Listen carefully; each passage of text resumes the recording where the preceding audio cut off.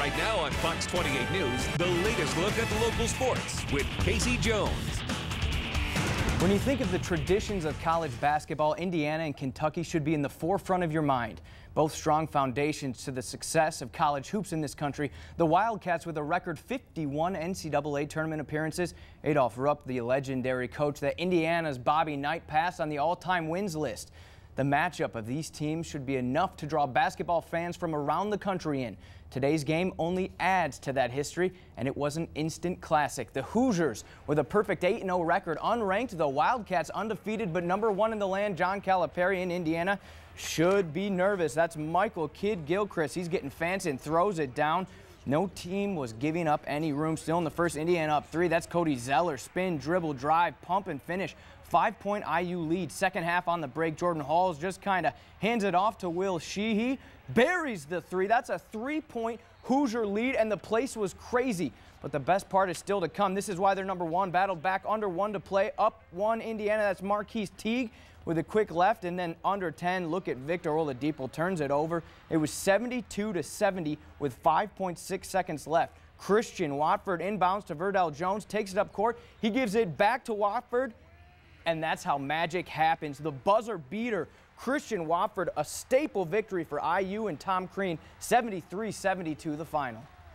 Tried to give it back to him with quick shooting, but we just found a way. Our coaches were unbelievable. Our team, there was never a time in one of those timeouts where these guys did not believe they were going to win. Wolverines struggling today against Oakland. That took place at the Palace of Auburn Hills. Michigan up 3 second half. Hardaway Jr. with the board. Bounce pass to Jordan Morgan. The one-handed jam. 5-point Wolverine lead. Then look at freshman Terry Burke in and out of traffic. Feeds to Hardaway Jr. Buries the triple. 4-point Michigan lead. They'd pull away. They survived today. 90-80 at the Palace. They beat up on the Oakland Grizzlies. Well, Xavier and Cincinnati going at it in a crosstown shootout, and boy did they go at it. More like a crosstown fistfight. This game was all Xavier till about 9 seconds left. Look at the skirmish down low. The Musketeers' Desmond Wells shoves Bearcats' G-Long Gunn. The bench is clear. Coaches and players going at it. There's the shove right there. The ball's going to hit him. But look at this. This is the worst part of the entire thing. Look at the cheap shot there. It's going to get hit right in the face. That's Yancey Gate with the right-handed hook to Kenny Freeze. Freeze hits the deck. The game was suspended, as will a ton of these players. Xavier wins it, though, 76-53 the final. The Irish men looking to build off of their win against Maine earlier in the week. They were playing at the Purcell Pavilion tonight, a little Irish charm. First half off the rebound is tipped around. Joey Banks is going to get the board, go up strong, but he's going to miss. Jack Cooley comes down with it. He finishes strong. Bucket in the foul. Gave the Irish a 3-point lead early on. Then off the jumper miss. Look at Mike Broghammer. Skies above everyone and tips it in. Notre Dame 65-47 the final over Dartmouth. Lady Irish #3 in the land playing in West Lafayette against Mishawaka native and former Miss Indiana basketball Sharon Versip and the Lady Boilermakers, but this one was all ND. Up second half, Natalie Vovasol in the corner, buries along to a 33-point lead. Then later on, off the turnover, it's going to be Vovasol again. She's going to steal the ball and just give it up cross court to Skylar Diggins. An easy 2-pointer, 66-38. Notre Dame wins that one. Well, Andrew Luck, Monty Ball, Robert Griffin III, Trent Richardson, and Tyrann Mathieu, when you put those names on paper alongside of each other with what they've accomplished this year, how in the world do you pick one over the other? Well, that's exactly what they did tonight.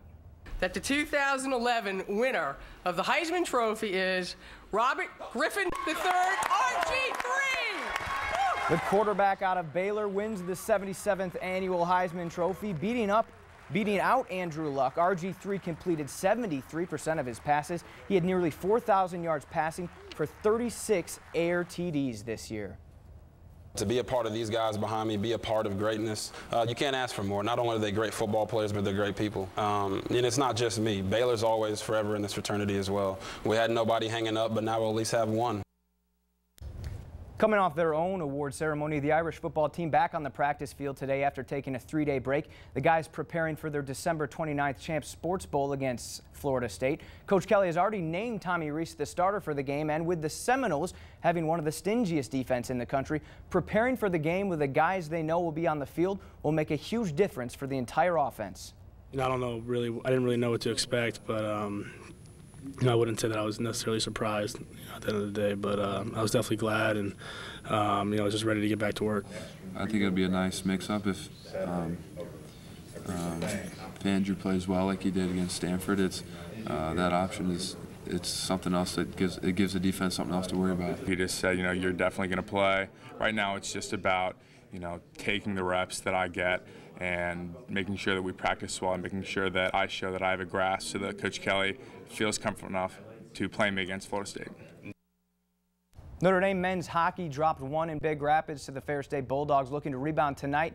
And it was chippy from the start. A lot of early penalties, a lot of pushing and shoving. There's a little bit of it right there. But the Irish taking advantage of those penalties. They're on the power play. Look at the great puck work. Finds Jeff Costello. Puck meets the net. That's his first goal of the season. Irish were up 1-0. That's the last look that we had at it. It was 1-0. I think the game is still going on right now. So okay. An absolutely exciting day for Indiana. Yeah. Oh man, I just happened to be watching the last few seconds of the game and looked up at the TV and went, did that just happen? Yeah, I was actually really at the hockey game and the place went crazy. Yeah, it was crazy. All right, thanks a lot. We'll stay tuned. Courtney will have another look at your morning forecast.